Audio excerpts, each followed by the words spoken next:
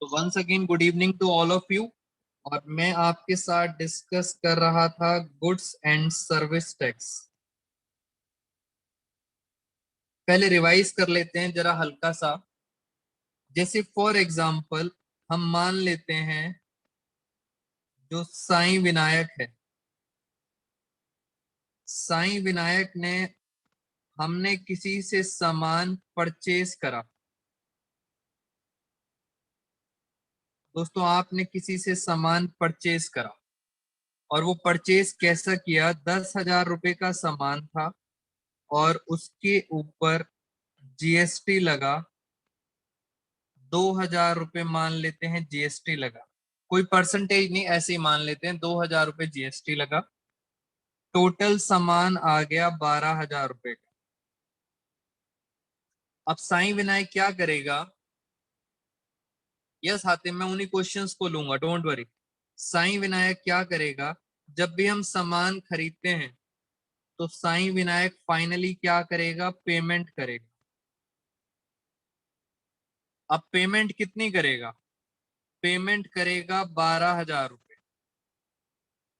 पता है इस 12,000 में से 10,000 किसके पास चला जाएगा?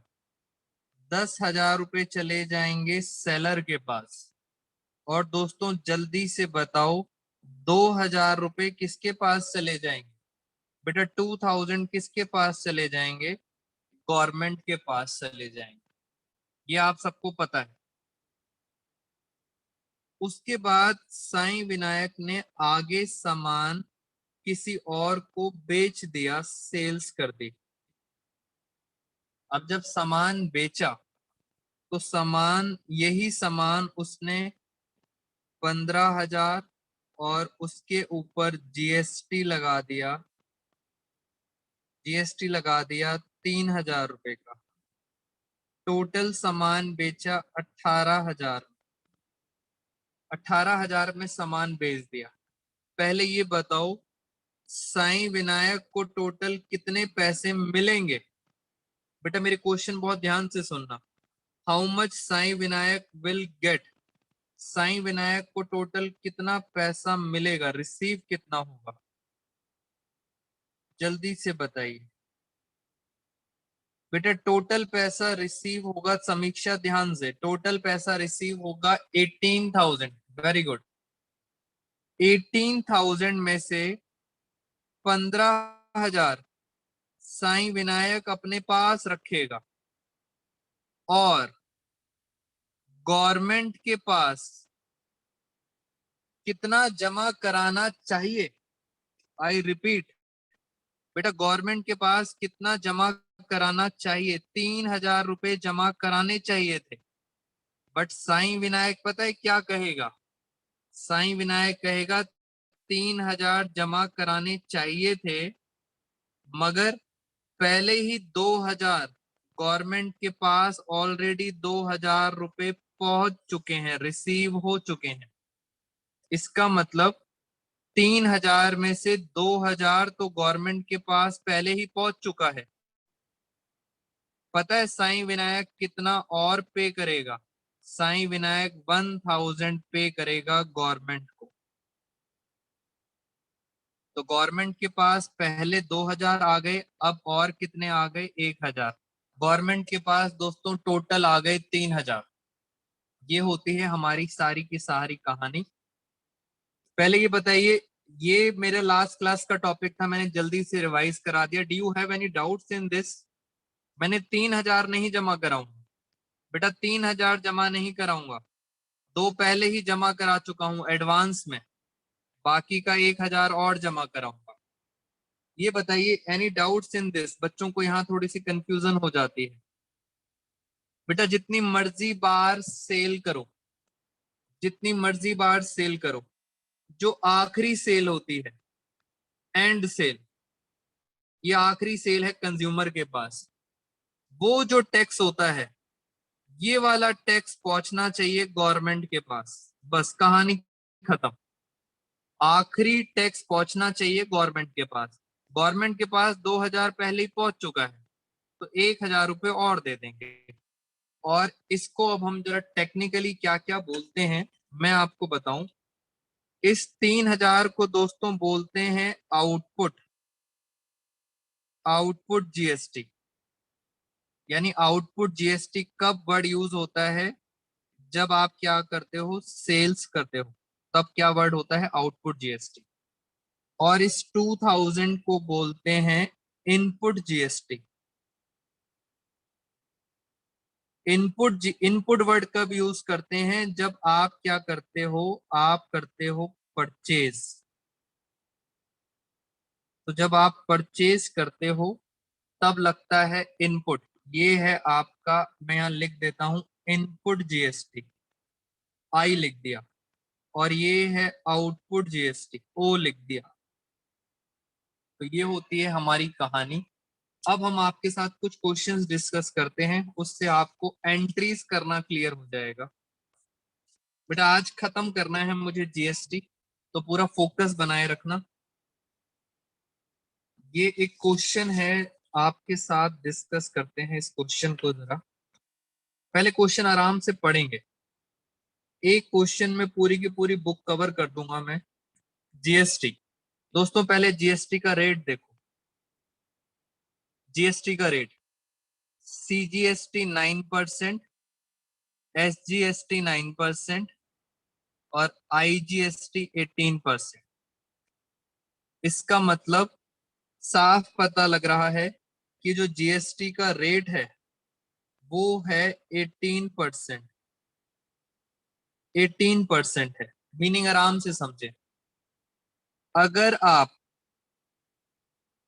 अगर आप with in the state, with in the state मतलब इंट्रा इंट्रा स्टेट करते हो, तो 18% जो है, 18% को हमने क्या करा, ब्रेक कर दिया 9%, 9%। और आईजीएसटी कब लगता है? जब आप आउटसाइड द स्टेट करते हो, उसे कहते हैं इंटर स्टेट। अब क्वेश्चन ये है,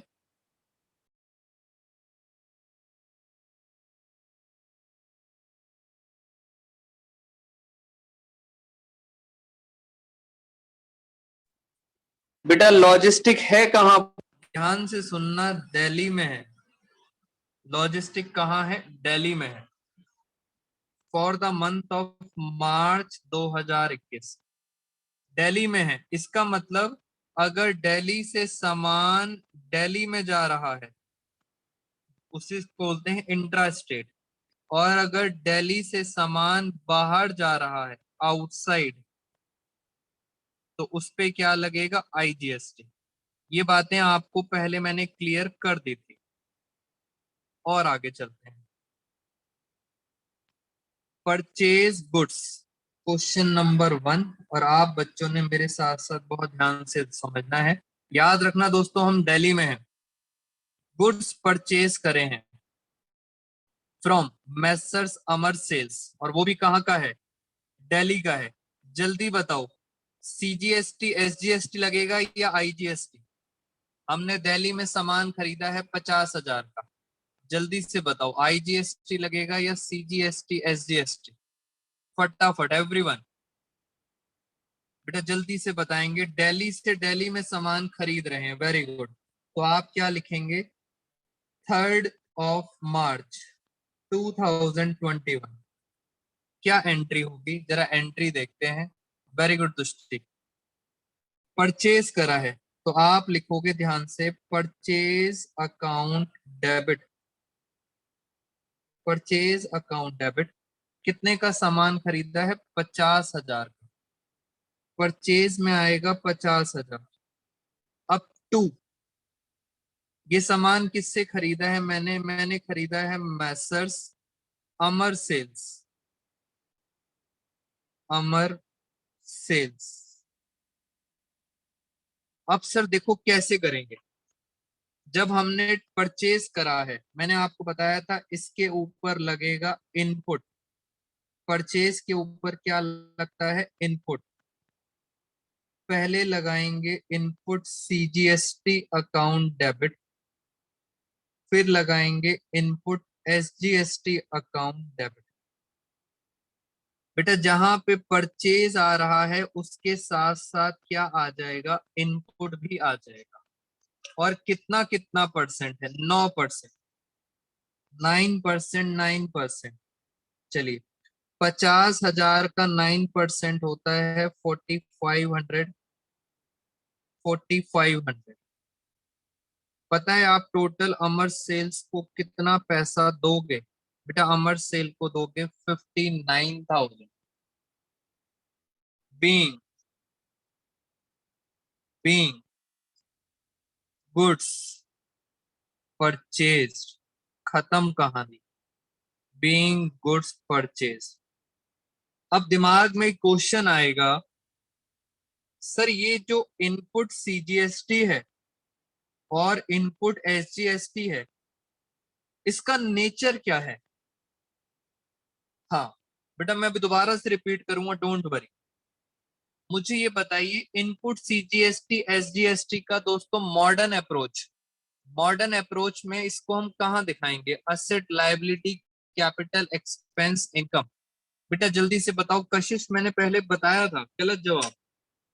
अदिति गलत जवाब।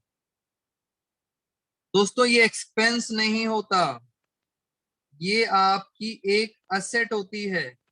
आपने इतना पैसा पहले ही जमा करा दिया, असेट होती है, मुझे वापस दिखाना पड़ेगा। कशिश अरोड़ा का आंसर सही है। ये देखो आप दोस्तों, ये देखो आप, ये जो 2,000 रुपए इनपुट था, देखो आप ध्यान से, ये आपको देखो यहाँ पे फायदा मिला है।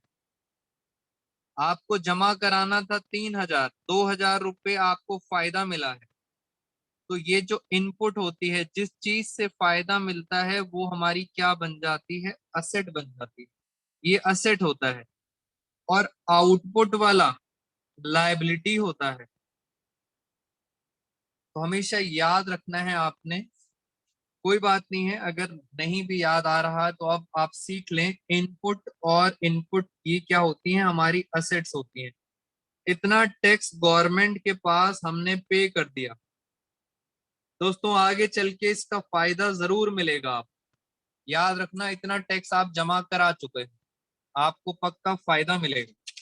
मैं प्रूव करके दिखाऊंगा, आगे चलते हैं। 5 मार्च, आइए मेरे साथ एक बार दोबारा। 5 मार्च 3021। फिर हमने गुड्स खरीदे हैं Messrs blue. Very good, but ये किससे खरीदे हैं? चेन्नई से खरीदे हैं। दिल्ली में बैठे हैं, चेन्नई से सामान खरीदा है। हाँ जी। अब दिक्कत ये है कि सर परचेज तो हमने करा, परचेज अकाउंट डेबिट, कितना परचेज करा? 80,000। बट सर अब चेन्नई से खरीदा है, तो उस पे कौन सा टैक्स लगेगा? आईजीएसटी लगेगा या आईजीएसटी लगेगा? बच्चे कह रहे हैं हाँ सर आईजीएसटी लगेगा। आईजीएसटी कितना परसेंट था? 18%।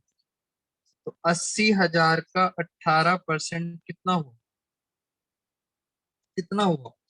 बच्चे कह रहे हैं सर बहुत सारा हुआ। बेटा 14,400 हो गया।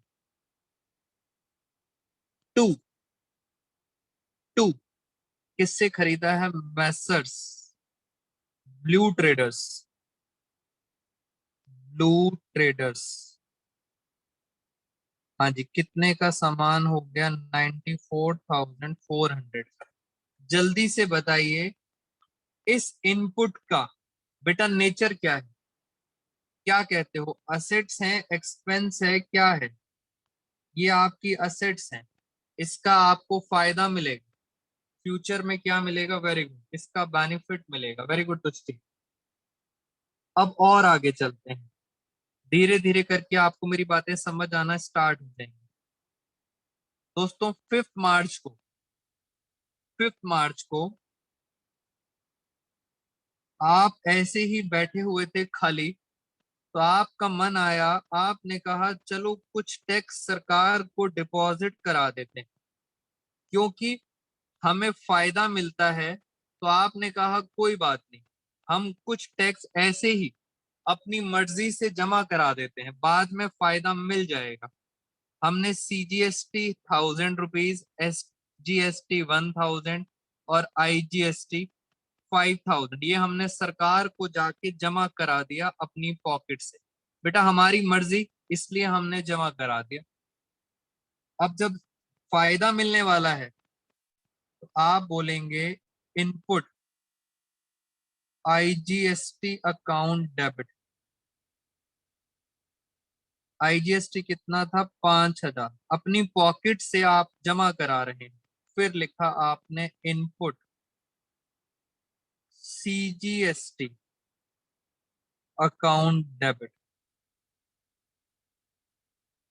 हाँ, मैं अभी डाउट लेता हूँ, डोंट वरी। एक बच्चा कह रहा है सर टैक्स तो हम आखिरी दिन जमा कराते हैं, मंथ जब एंड हो जाता है उसके बाद जमा कराते हैं। बेटा लॉ एज पर लॉ आपको टैक्स मंथ के बाद जमा कराना होता है, बट आप अपनी मर्जी से कभी भी कुछ भी पैसा जमा करा सकते हैं। गवर्नमेंट आपको मोस्ट वेलकम बोलेगी। जैसे फॉर एग्जांपल आपको हम बोलते हैं कि सपोज फीस सबमिट करनी है फर्स्ट वीक में, फीस सबमिट करनी है, बट कोई बच्चा पहले ही दिन फर्स्ट डे फीस सबमिट कर देता है, तो अच्छी बात है ना। जब मर्जी आप टैक्स जमा करा दो गवर्नमेंट के पास, कोई प्रॉब्लम नहीं है। टू बैंक, ये मैंने अपनी पॉकेट से पैसा जमा करा दिया, 7000 रुपये जमा करा दिए गवर्नमेंट को, ऐसे ही करा दिए मैंने। Being tax deposited. जल्दी से बताइए दोबारा से दोस्तों, ये क्या है? असेट से लायबिलिटी है, ये है असेट। अब आप याद रखना, आपने बहुत सारा पैसा गवर्नमेंट के पास जमा करा दिया है और आपको इन सब का फायदा मिलेगा। बेटा इन सब का फायदा मिलेगा, इस 9000 का भी फायदा मिलेगा, 14,400 का भी फायदा मिलेगा और इस 7,000 का भी आपको फायदा मिलेगा, क्योंकि आपने गवर्नमेंट को पहले ही जमा करा दिया है असेट से। अब चलते हैं और आगे। एनी डाउट सो फार? बेटा उत्कर्ष, मैंने आपका डाउट ले लिया था, टैक्स कभी भी जमा कराओ, लॉ कुछ कहता है, लॉ के अकॉर्डिंग। Any other doubts? चलिए अब चलते हैं जरा,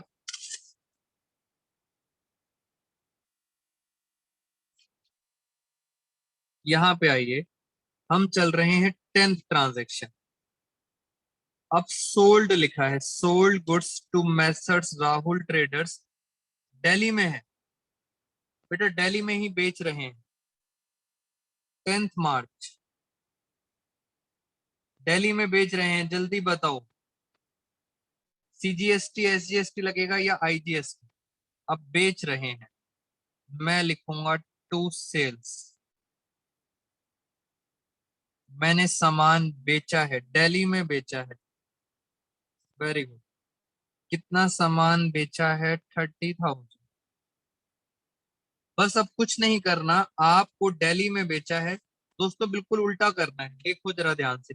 जब बेचता हूं तब मैं इसके ऊपर लगाता हूं output, output CGST, output SGST। कितना कितना परसेंट था? 9%, 9%। 9% करें, 30,000 का 9%, 9 3 जा 2700, 2700। और ये हमने सामान बेचा किसे था? हमने बेचा था मैसर्स राहुल ट्रेडर्स डेबिट। कितना अमाउंट आ जाएगा? 35,400। ये हमने सामान बेच दिया। बीइंग गुड्स सोल्ड, खत्म। आप सब बच्चे मुझे ये बताएंगे, ये जो आउटपुट है दोस्तों मेरे लिए असेट है या लायबिलिटी है? सोचो अब जरा, ये है मेरे लिए लाइबिलिटी, ये टेंशन है मेरे सर पर, एक टेंशन है कि मुझे ये टैक्स जमा कराना है। कितना जमा कराना है? 5,400। दोस्तों बहुत सारा पहले ही जमा हो चुका है, डोंट वरी। कराना है, लाइबिलिटी है 5,400 की, बहुत सारा पहले जमा ऑलरेडी करा चुका हूं, कोई दिक्कत वाली बात नहीं। आगे चलते हैं। नेक्स्ट 10th को एक और हुआ, सोल्ड गुड्स अगेंस्ट कैश में बेचा है कस्टमर को। बेटा कैश में बेचा है कस्टमर को। अब ऑफ कोर्स सर कैश में बेचा है कस्टमर को, तो वो आपकी दुकान पे आया होगा। आप कहाँ हो? दिल्ली पे हो। आपकी दुकान पे आया है तो आप उसको बेच दो। कैश में बेचेंगे तो एंट्री होती है cash account debit. To sales, कितने का सामान बेचा है? 2,000। बेटा कैश में बेचो या क्रेडिट पे बेचो, टैक्स तो देना पड़ेगा। Output CGST, output SGST। 9%, 9%, 9% हो गया 180 रुपए। इसका मतलब टोटल कैश आपको मिला होगा 2,360। ये भी आपकी क्या बन गई? ये भी बन गई आपकी लायबिलिटी। बाद में सरकार को हम जमा करा देंगे, डोंट वरी एट ऑल। बेटा ये भी हमारी लायबिलिटी बन गई। आपको पता है आप सरकार को जब जमा कराने जाओगे, जब आप गवर्नमेंट को कुछ पे करने जाओगे तो आप कैसे पे करोगे? आप बोलोगे इतनी लायबिलिटी है, उसमें से असेट माइनस कर देना। असेट माइनस मतलब क्योंकि आप ये पहले ही पे कर चुके हो, जो बैलेंस बचेगा वो आप सरकार को क्या करोगे? पे करोगे। तो अभी हम वहां नहीं जा रहे, अभी तो हम सिर्फ एंट्रीज पास कर रहे हैं। और आगे चलते हैं जरा, फटाफट चलते हैं, कुछ अच्छे पॉइंट्स भी आ जाएंगे इसके अंदर।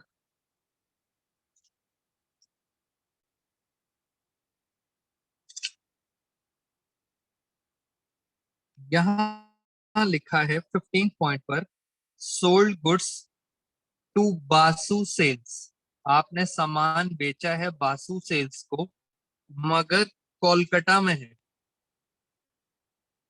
आपने सामान बेचा है कोलकाता में। 15 of March, date wise entry करेंगे। 15 ऑफ मार्च, इसमें क्या लगेगा? IGST लगेगा। Very good.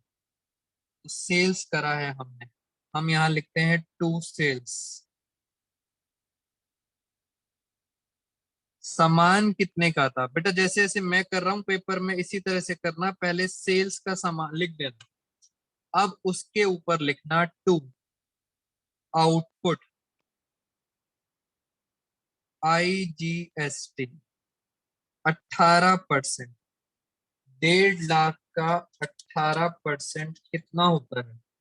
ये होता है 27,000, 27,000। अब ऊपर लिख देना आप, हमने सामान किसे बेचा है? बासु। वेरी गुड समीक्षा। बासु सेल्स डेबिट कितना आ जाएगा? 1,77,000। इस तरह से आपको जर्नल एंट्री पास करनी है। Being good sold, being good sold, खत्म कहानी। और आगे चलते हैं दोस्तों, जरा धीरे धीरे कुछ और भी बातें आपके साथ डिस्कस करते हैं। अब मुझे ये बताओ, सबसे लास्ट चलते हैं, पेड सैलरी टू स्टाफ। आपने सैलरी दी है 15,000, स्टाफ को सैलरी दी है।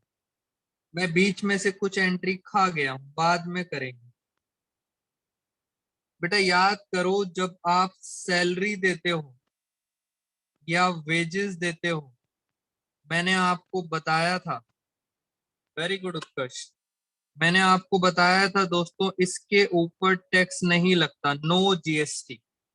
और आपको ये जरूर याद रखना है, मैं एक बार आपको याद दिला देता हूँ, इसलिए बोल रहा था मैं कि इस असाइनमेंट में मैंने सब कुछ कवर कर दिया है। जीएसटी का पेज नंबर है 12। ये देखो बेटा, इन पॉइंट्स को कभी भूलना मत, इन्हीं के ऊपर एमसीक्यूज आएंगे। मैंने और हाईलाइट कर दिया। यहां लिखा है जीएसटी इज नॉट लेविड। किस पर जीएसटी नहीं लगता? पहला पॉइंट लिखा है salary wages, educational services, electricity, water, इन पे जीएसटी नहीं लगता है। और डॉक्टर की सर्विसेज, ये सब मैंने आपको बताया था, इन पे टैक्स नहीं लगता। इसलिए सारे पॉइंट्स हमने कोशिश करा है कवर करने का। तो आपको पता लग गया सर, सैलरी और वेजेस पे दोस्तों टैक्स नहीं लगता। तो सीधा एंट्री, पे करी है सैलरी 15,000। क्या एंट्री होगी? सैलरी पे करने की एंट्री होती है सैलरी अकाउंट डेबिट। एक्सपेंस है 2, कैश अकाउंट। टैक्स का चक्कर ही नहीं है। 15,000 15,000, नो जीएसटी। याद रखना है आप, नो जीएसटी। और देखते हैं ऊपर वाला, बताओ इलेक्ट्रिसिटी बिल पे करा है। बेटा जल्दी से बताओ, क्या इलेक्ट्रिसिटी बिल पर जीएसटी लगता है? जल्दी बताइए। 5,000 का बिल अभी रीड करवाया था। क्या इलेक्ट्रिसिटी बिल पर जीएसटी लगता है? सोच के बताइए, यस और नो। समीक्षा बोल रही है यस लगता है। बेटा अभी अभी मैंने रीड करवाया था, इलेक्ट्रिसिटी पे और वाटर पर जीएसटी नहीं लगता। अभी अभी, वेरी गुड धन्य। अभी अभी जीएसटी में मैंने बताया था इलेक्ट्रिसिटी और वाटर पर जीएसटी नहीं लगता। खत्म। अब चलते हैं 30। पहले ये बताओ, क्या टेलीफोन पे जीएसटी लगता है? जल्दी से बताइए, क्या टेलीफोन पर जीएसटी लगता है? उस लिस्ट में तो नहीं लिखा हुआ था। अगर उस लिस्ट पे नहीं लिखा तो क्या जीएसटी लगेगा? Answer is yes. दोस्तों जीएसटी लगेगा। हमारा टेलीफोन क्या है? एक एक्सपेंस है। वेरी गुड कशिश, जीएसटी लगेगा। किस किस पे नहीं लगता? सैलरी पे नहीं लगता, इलेक्ट्रिसिटी पे नहीं लगता, वाटर पे नहीं लगता, डॉक्टर की सर्विसेज पे नहीं लगता। याद करने हैं आपको, ये पेपर में यही आएगा। अब सर दिक्कत क्या है? आपने टेलीफोन बिल पे करा है इंक्लूडिंग जीएसटी, जीएसटी के साथ पे करा है 5,000। और ये बच्चों को बात समझ नहीं आती। आई रिपीट, आपने पे करा है जीएसटी के साथ। कितना पैसा पे करा है? 5,900। सुनना जरा ध्यान से दोस्तों, बहुत ध्यान से देखना, यहाँ पे बच्चे कंफ्यूज हो जाते हैं। मैंने लिखा telephone expense account debit, 2 cash. आप मुझे ये बता दो, ये जो 5,900 है, ये टेलीफोन एक्सपेंस में आएंगे या कैश में आएंगे? बेटा इंग्लिश पढ़ो ध्यान से। कैश में आएंगे या टेलीफोन एक्सपेंस में आएंगे? जल्दी से बताइए, क्या लगता है आपको? कशिश सचदेवा का आंसर आ गया, समीक्षा जैन। बेटा ध्यान से इंग्लिश पढ़ो, ध्यान से। पे करा है, पे करा है कशिश अरोड़ा, पे करा है टैक्स के साथ, पे करा है 5,900। यानी सर ऑफ कोर्स ये किस में आएगा? ये कैश में आएगा। वेरी गुड उत्कर्ष तुष्टि, कैश में आएगा 5,900। सर एक्सपेंस है, क्या लगेगा? Input, input, CGST debit, SGST debit, 9%, 9%। अब दिक्कत ये है सर, ये जो टैक्स लगता है, ये टैक्स लगता है इस फिगर पर। दोस्तों इसलिए बच्चे कंफ्यूज होते हैं। ये टैक्स हमेशा लगता है ऊपर वाली फिगर पर। आप चेक कर सकते हैं, मैं आपको चेक कराता हूं एक बारी। ये देखो, जैसे यहाँ पे परचेज लिखा था 5,000, तो ये टैक्स आपने किस पे लगाया था? 50,000। 9% 50,000 पे, ये भी किस पे लगाया था? 50,000। इसका मतलब सर अब ये 9% लगेगा ऊपर, और सर ऊपर पता नहीं। बेटा मैथ्स है, कोई बच्चा सॉल्व कर सकता है? मैं आपको 1 मिनट का टाइम दे रहा हूं, टेक योर टाइम और सॉल्व करो एक्स मानकर। दोस्तों बहुत आसान होता है ये, एक बार ऐसे ही लिख देते हैं, एक बार ऐसे ही लिख देते हैं 5,000 नॉर्मली। 5,000 का 9% कितना होता है? ये होता है 450 रुपये। फिर 9% 5,000 का कितना होता है? 450। और सर आप चेक करो, ये एंट्री हमारी टैली कर रही है। ऊपर भी आ रहा है 5,900, नीचे भी आ रहा है 5,900। अब 5,000 मैंने कैसे लिया? दोस्तों पेपर में थोड़ा सा लॉजिक लगाओगे तो समझ आ जाएगा। इस फिगर में से कैसे निकाला मैंने टेलीफोन एक्सपेंस को ऐसे कर लेते हैं, टेलीफोन एक्सपेंस प्लस जीएसटी, दोनों GST is equal to cash. Telephone expense को मैंने एक्स मान लिया, जीएसटी मैंने प्लस कर दिया, दोनों जीएसटी मिला के कितना हुआ? 18%। बट ये 18% किसका? इसका। और कैश में आपने कितना पे करा है? 5,900। अगर आप इस इक्वेशन को सॉल्व करते हो तो फाइनली आपके पास आ जाएगा 5,000। यानी 5,000 का टेलीफोन बिल था। आपको टेलीफोन बिल ऐसे मिलेगा बेटा, रियल लाइफ में बिल ऐसे मिलेगा, टेलीफोन मीटर चार्जेस, ये मीटर चार्जेस हैं, प्लस सीजीएसटी 450 रुपए, प्लस एसजीएसटी 450, और आपके पास टोटल बिल आ जाएगा 5,900 का।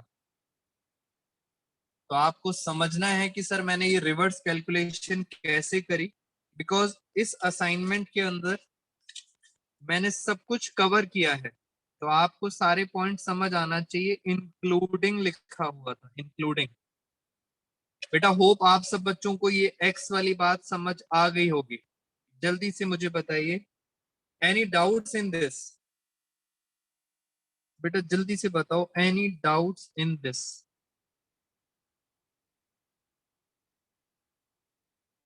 बेटा सारे बच्चों में से 2-3 बच्चों का आंसर ठीक था, बाकी सब बच्चों ने आंसर गलत निकाला था।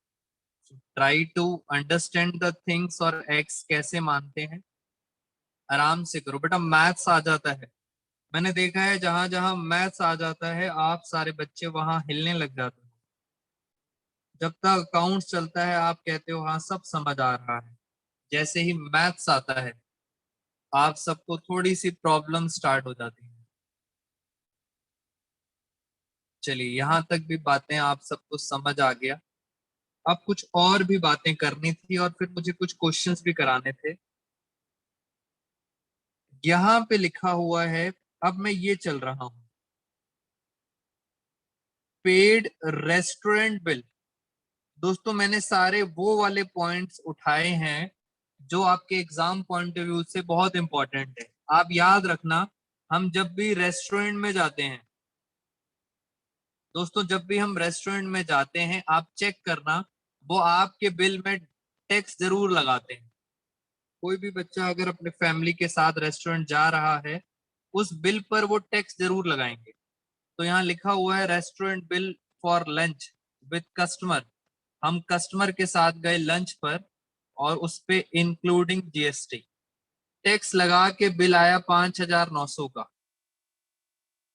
और वो आपने टैक्स क्या कर दिया? पे कर दिया। आपने लंच करा, उस पे टैक्स लगा 5,900 का, टोटल अमाउंट आया 5,900, और आपने पे कर दिया। मैंने अलग से रेस्टोरेंट बिल इसलिए लिखा क्योंकि इसके ऊपर कुछ लॉ है। बेटा जीएसटी का लॉ है, मैं पहले आपको बताता हूँ जीएसटी का लॉ क्या कहता है। बस यही है थोड़े से पॉइंट जिनको आपको एग्जाम पॉइंट ऑफ व्यू से याद रखना है। हमेशा याद रखना, जब भी आप रेस्टोरेंट में जाओगे, जब भी आप रेस्टोरेंट में खाना करोगे, ब्रेकफास्ट, लंच, डिनर कुछ भी करोगे, वो आपको टैक्स जरूर लगाएंगे। इसका मतलब जीएसटी तो लगता है, रेस्टोरेंट बिल के ऊपर जीएसटी तो लगता है, मगर आपको इस जीएसटी का दोस्तों बेनिफिट नहीं मिलता। इस जीएसटी का आपको बेनिफिट नहीं मिलता। क्या मतलब, मैं क्या कहना चाहता हूं, जब भी आप रेस्टोरेंट में जाएंगे तो आप लिखेंगे ये आपका हो गया एक तरह से खर्चा। अब आप खर्चे में क्या लिखेंगे, लंच लिख दीजिए या एंटरटेनमेंट लिख दीजिए, एंटरटेनमेंट एक्सपेंसेस या रिफ्रेशमेंट एक्सपेंसेस, कुछ भी लिख सकते हैं, एंटरटेनमेंट एक्सपेंसेस या रिफ्रेशमेंट एक्सपेंसेस। इसके ऊपर जो इनपुट लगा, इनपुट जीएसटी, दोस्तों उसका बेनिफिट आपको नहीं मिलेगा, इसलिए आप नहीं लिखेंगे। आप सीधा लिखेंगे entertainment refreshment expenses to cash account. कितना टैक्स है, 5900। आपकी जेब से 5900 जाएगा, रेस्टोरेंट वाले, मेरी बात को दोबारा से मैं रिपीट करता हूं, आपकी जेब से 5900 जाएगा, उसमें से रेस्टोरेंट वाले 5000 अपने पास रखेंगे और 900 सरकार को जमा करा देंगे। मगर ये जो सरकार को जमा कराया, इसका क्या आपको बेनिफिट मिलेगा, नहीं मिलेगा। तो कुछ जीएसटी के लॉज हैं बेटा, ये कानून बना है, कुछ सोच के बना है, तो आप हमेशा याद रखना। रेस्टोरेंट बिल्स पे पहला मेरा क्वेश्चन, कंफ्यूज नहीं होना दोस्तों, रेस्टोरेंट बिल पे क्या जीएसटी लगता है, यस और नो? क्या रेस्टोरेंट पे खाना खाने पे जीएसटी लगता है, यस और नो? जल्दी से बताइए, कंफ्यूज नहीं होना, क्या टैक्स लगता है जीएसटी? जल्दी जल्दी बेटा, हातिम, सकीना, जल्दी से रिप्लाई करो। क्या रेस्टोरेंट बिल्स पर जीएसटी लगता है? So answer is yes, tax तो लगता है, आपको पे भी करना पड़ेगा बेटा, टैक्स लगेगा और आपको पे भी करना पड़ेगा। मगर इस पैसे का, इस पैसे का आपको कोई इनपुट बेनिफिट नहीं मिलेगा, कुछ बेनिफिट नहीं मिलेगा। तो ये रेस्टोरेंट का एक अलग पॉइंट था, इसलिए मैंने अपने नोट्स में डाला। और ऐसा ही एक पॉइंट मैं आपके साथ और भी डिस्कस करता हूं। उससे पहले मुझे एक बात बताइए दोस्तों, जो डॉक्टर डॉक्टर अपनी कंसल्टेंसी, बेटा रेस्टोरेंट में खाना खाया है दिल्ली के अंदर, तो उस पे सीजीएसटी एसजीएसटी लगेगा, लगेगा सीजीएसटी एसजीएसटी जहां पे आप खाना खाओगे। डॉक्टर अपनी कंसल्टेंसी जो देता है, क्या उसके ऊपर दोस्तों टैक्स लगता है? बेटा डॉक्टर के ऊपर, उनकी सर्विसेज के ऊपर टैक्स नहीं लगता है, नो जीएसटी, नो जीएसटी। अब क्वेश्चन ये है, सर जो लॉयर है, लॉयर भी तो अपनी सर्विसेज देता है, जो वकील होते हैं, एडवोकेट होते हैं, क्या उनकी सर्विसेज के ऊपर जीएसटी लगता है? बेटा उनकी सर्विसेज के ऊपर जीएसटी लगता है, बुक में कहीं नहीं लिखा, इसका मतलब लगता है, यस लगता है। मैं आपको एक चीज दिखाना चाहता हूं, यहाँ पे देखो लिखा है पेड लॉयर फॉर कंसल्टेशन, ये लास्ट पॉइंट है हमारा। लॉयर को आपने पैसे पे करे हैं 5000, मैंने अलग से लॉयर क्यों लिखा, कुछ तो बात है सर। सिंपल अगर जीएसटी लग रहा होता तो शायद मैं नहीं लिखता। क्या सीए की सर्विसेज पर जीएसटी लगता है? So answer is yes. But lawyer, बेटा लॉयर की स्पेलिंग, हाँ गलत लिख दी यहाँ पे, लॉयर की स्पेलिंग होती है ये लॉयर, लॉयर पे भी जीएसटी लगता है बट कुछ और होता है। इसके ऊपर सर एक नया वर्ड सीखेंगे आज की क्लास में आप, इसे बोलते हैं रिवर्स चार्ज। ऑल्दो मैंने आपको बताया है, मैं आपको बहुत आगे ले जा रहा हूं। आपके कोर्स में दोस्तों ज्यादा नहीं आएगा, वर्ड समझ आना चाहिए रिवर्स चार्ज का मतलब क्या होता है।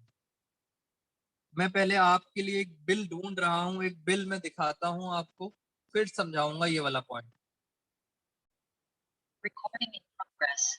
बेटा एक छोटा सा बिल आप सब बच्चों के सामने रखा है मैंने। ये एक टैक्स इनवॉइस है, बिल है, और इस बिल में देखो सबसे लास्ट में स्टार डाल के लिखा है, शायद आपको दिखे थोड़ा थोड़ा, tax not payable on reverse charge basis. बेटा हल्का सा मिसप्रिंट हो रहा है, रिवर्स चार्ज बेसिस, यानी टैक्स नहीं दिया जाएगा रिवर्स चार्ज बेसिस। ये क्या होता है रिवर्स चार्ज, इसका मतलब क्या होता है, रिवर्स चार्ज का मतलब क्या है? बेटा पहले आप बताओ, आप सबको लाइन दिख गई थी वो जो मैंने लाइन दिखाई है आपको?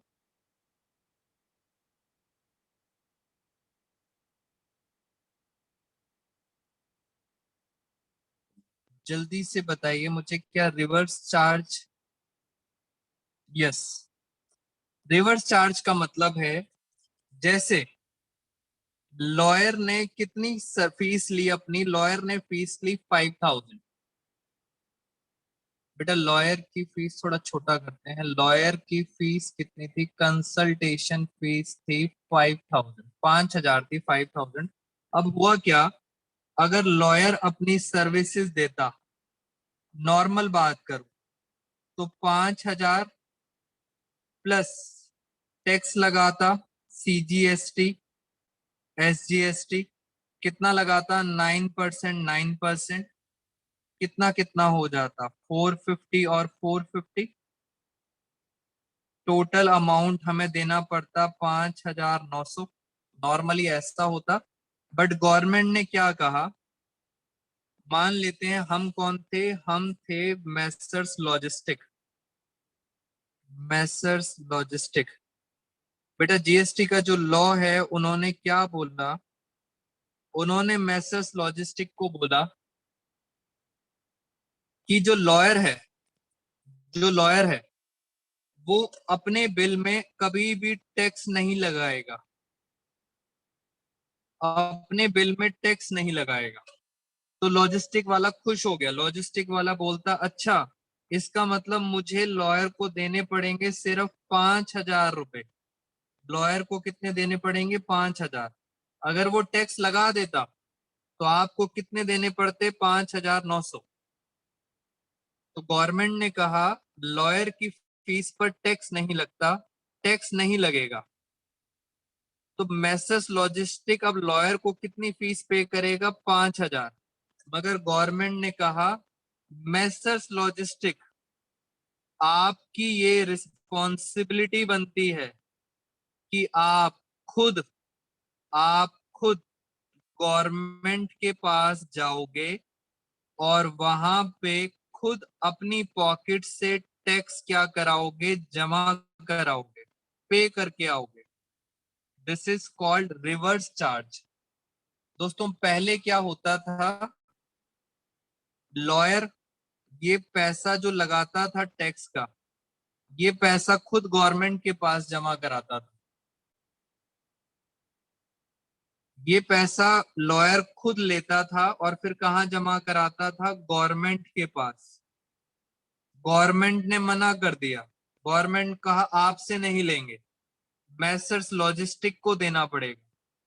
इसका मतलब मैसर्स लॉजिस्टिक को 5000 रुपए यहां देने पड़ेंगे और गवर्नमेंट को कितने देने पड़ेंगे, 900। तो बात तो सर वही हो गई, मगर इस मैकेनिज्म को बोलते हैं रिवर्स चार्ज। रिवर्स चार्ज का मतलब टैक्स लॉजिस्टिक ही जमा कराएगा गवर्नमेंट के पास, तो this is called reverse charge. ये मैंने आपके साथ असाइनमेंट की ऑलमोस्ट बातें डिस्कस कर ली। बेटा एक क्वेश्चन मुझे कराना था, एक बच्चे का डाउट था, फिर हम आपके डाउट्स लेंगे बाद में, पहले एक क्वेश्चन देख लें। मेरे साथ साथ जरा आओ, ये देखिए स्क्रीन पर,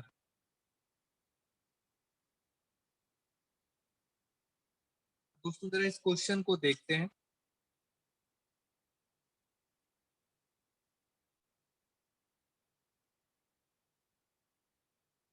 ये लिखा मिसिंग फिगर वाला क्वेश्चन है ये। मैं इसको क्या करता हूँ, मतलब मैं इसको जरा यहां से ओपन करता हूँ और आप सब बच्चे जरा मेरी हेल्प करना। क्वेश्चन नंबर 14 है, ये मिसिंग फिगर का क्वेश्चन है और आपको शायद पेपर में आ जाए आपके सामने। इस क्वेश्चन को जरा एक बार रीड कर लेते हैं। लिखा हुआ है on the basis of narrations. On the basis of narration आपको क्या फिल करनी है, मिसिंग फिगर्स आपको फिल करनी है। जरा आराम से चलते हैं। पहली ट्रांजैक्शन, फर्स्ट ट्रांजैक्शन,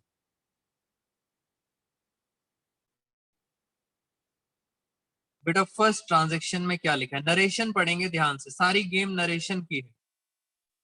दो चीजें डेबिट हैं और एक चीज क्रेडिट है। Being the capital introduce in cash, 1 lakh rupees cash लगाया है, बैलेंस बाई चेक। इसका मतलब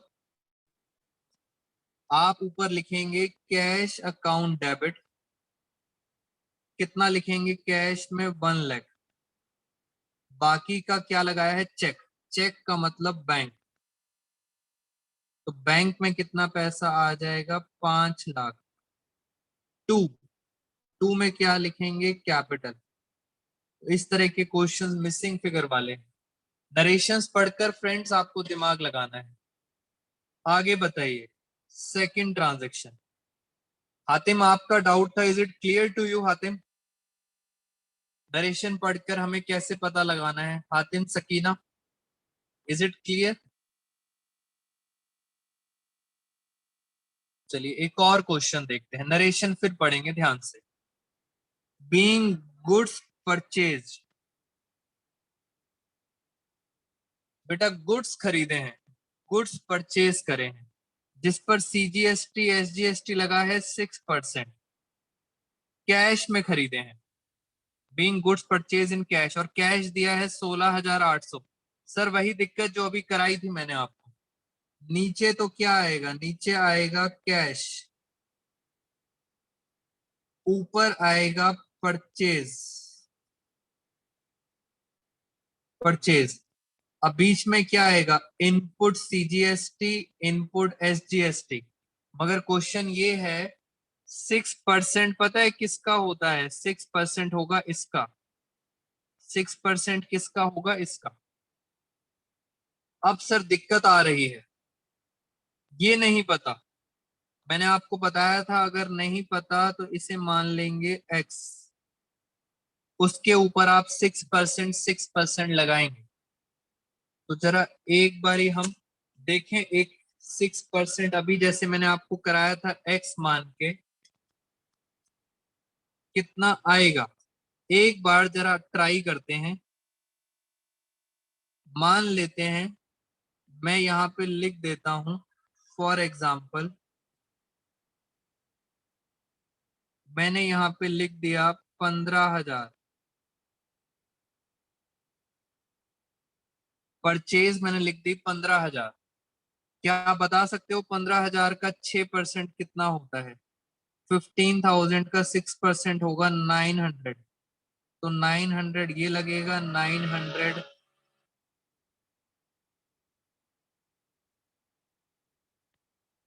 बेटा दो दो बार 900 लगेगा और टैली करें, हमारा आंसर भी टैली करेगा 16,800। ये वैसे ही करना है जैसे मैंने एक्स मान के करा था। एक बार ट्राई करेंगे तो आपको समझ आ जाएगा ये परचेज की एंट्री हमने कैसे करेगी। एक बार और आगे चलते हैं, यहां बताइए अब फोर्थ के अंदर, यहां कह रहे हैं दोबारा से गुड्स खरीदे हैं हरी से, मगर आईजीएसटी लगेगा 12%। हरी से खरीदे हैं तो नीचे किसका नाम आएगा, हरी का नाम आएगा, और ऊपर किसका नाम आएगा, परचेज का, ऊपर आएगा परचेज का नाम, बीच में आएगा इनपुट आईजीएसटी, अब दिक्कत वही है बेटा, 12%, ये 12% इसका निकलेगा, फिर x मानना पड़ेगा। मुझे तो साफ पता लग रहा है कि यहाँ पे 1 लाख आएगा, उसका 12% होता है 12,000। आप टैली करो अपने आप, 1,12,000 होंगे। तो इस तरह से आपको मिसिंग फिगर्स के क्वेश्चंस पे थोड़ा सा x मानना पड़ेगा। बेटा आज की क्लास में दोस्तों इतना ही। Thank you so much all of you.